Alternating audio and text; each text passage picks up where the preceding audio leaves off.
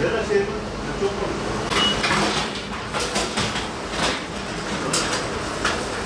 Hüseyin'e değil mi? Kompa. Bu Hüseyin mi senin?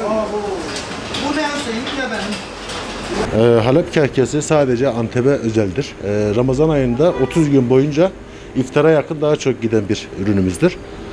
Mahleple yapılır. Özel günlerimizde ondan sonra sipariş üzerine en çok günlük satış olan simitlerimizden biridir.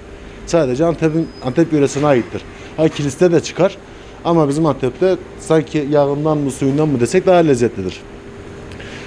İkinci bir şeyimiz bugünlerde sahurda da talep oluyor ama koronavirüs nedeniyle biz saat 2'ye kadar 1'e kadar mecbur kapalı kalıyoruz. Ama istek üzerine evlere de sipariş motorumuzla servisimizle gönderebiliyoruz. Halep kahkesi denince aklı ilk gelen yer Antep'tir. Geçmişe dayanan nereden geldiğini bilmiyorum ama bizim iftarda bizim vazgeçilmezimizdir. İftarda da yeriz, çayın yanında da yeriz. Bu şekil yani göründüğü gibi mahlep dediğimiz bir yağımız var, onu kullanıyoruz. Özel yağımız var, onu kullanıyoruz. Diğer ürünlerde kullanmadığımız, bu genellikle Ramazan aylarında kullandığımız mahlep dediğimiz bir olay. Zaten kokusundan bilirsiniz, daha hoş kokar. Diğer simitlerde bu kokuları alamazsınız. Bu sadece Ramazan'a özgüdür, Antep'e özgüdür.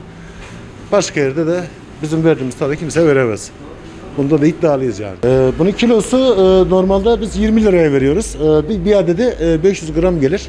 2 tanesi 1 kilo gelir. Genellikle de zaten bizim müşterimiz hep genellikle yarım kiloyu biz tercih ediyoruz. Yarım kiloyu 10 liraya veriyoruz. Tüm 2 kilo, 1 kilosu da 20 lira.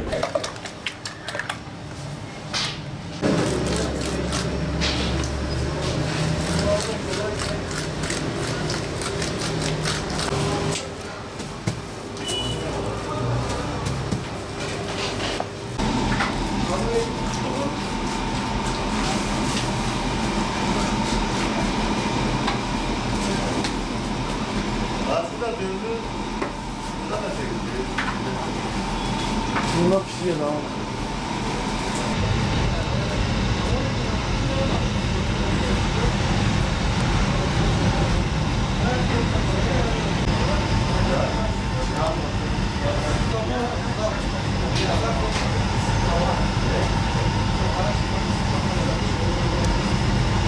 Halep kahkesi Gaziantep'in vazgeçilmez bir Ramazan kahkesidir.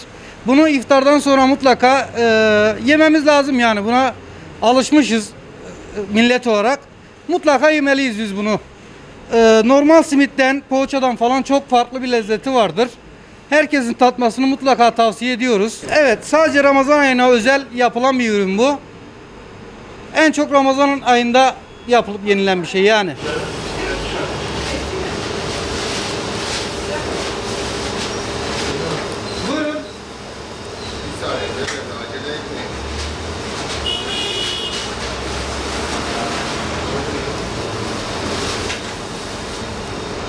Teşekkür ederim. Sağ olun. Hayırlı işler.